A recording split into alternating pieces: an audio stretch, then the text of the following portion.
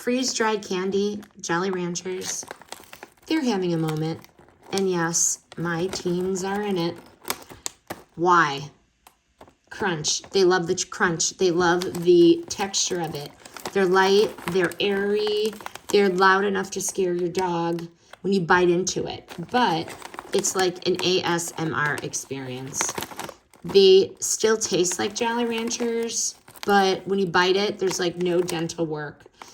You're not going to break a tooth.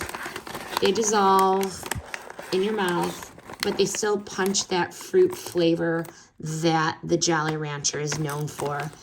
These are the original, the green apple, the blue raspberry, and the watermelon. This is like, they just love these.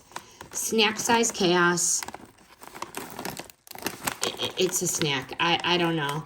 The only bonus in this is there's no unwrapping of individual pieces. Instant gratification. But if you're going through a candy breakup, this would be the result of it. This is like what's hip and cool right now. But munch dramatically and pretend you're not going to eat a second bag.